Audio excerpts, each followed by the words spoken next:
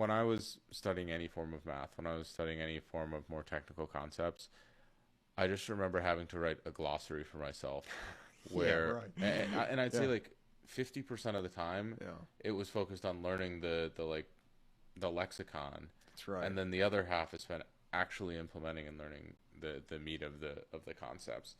And if we think about it that way, that's fundamentally flawed, Yeah, right? yeah, exactly. If we could shift that ratio just a little bit, Yeah, um, and I've always liked how you've used, songs, fun analogies, whatever it might be, to break through a lot of the jargon, or call it out, or sort of in some sense make fun of the yeah, jargon, right? exactly. Yeah, it's. I think a lot of it is silly, right?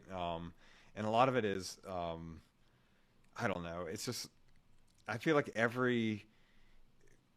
yeah, it's just a big pile of jargon, and a lot of it is. I feel like the jargon is actually designed to intimidate people rather than sort of welcome them in.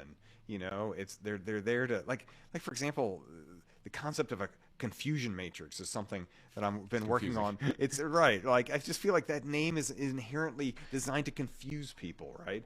Why don't you just call it like true and false positive table, or I don't know, there could just be like other names for it that would be more direct and more to the point. One of my You got me on a roll here. One of my biggest pet peeves in all of statistics right now forever has been this thing called a type 1 versus type Type 2 2 error. error.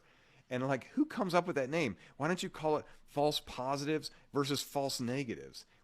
Because that's what they are. They're not like, I mean, sure, there are two types of errors you could make, but one, the number one, gives you no information about what kind of error that is, and the number two doesn't either. So it's like someone came up with this terminology, which is like pervasive in all statistics, just to rain on my parade and make it harder for because I can never remember that stuff.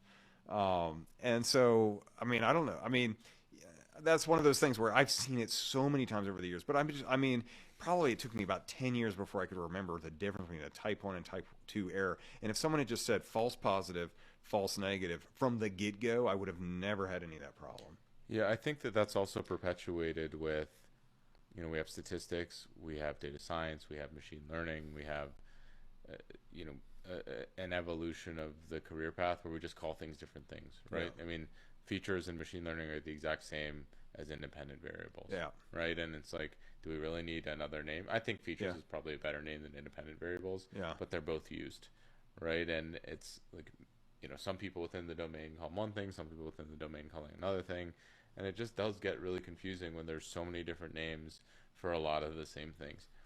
Is there something you think we can do as like a group, as people learning statistics or domain, that can help limit those, or sort of press for a better future? Or is it just about creating fun videos and creating like a more conversation around why that's a problem? Yeah. I mean, I just feel like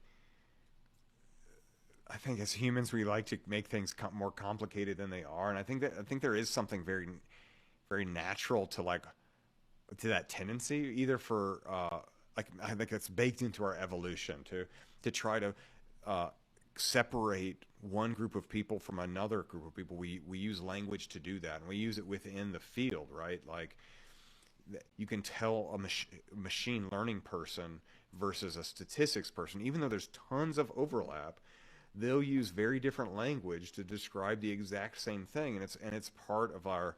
I feel like it's our just natural tendency to try to always find ways to figure out like what your identity is. Are you a data engineer, or are you a data scientist? Or you? I mean, there's all these different labels for people and careers, and not a lot of like um, effort being put into being like, but they're all saying the same thing, or it's just twists, very subtle differences rather than entirely different things.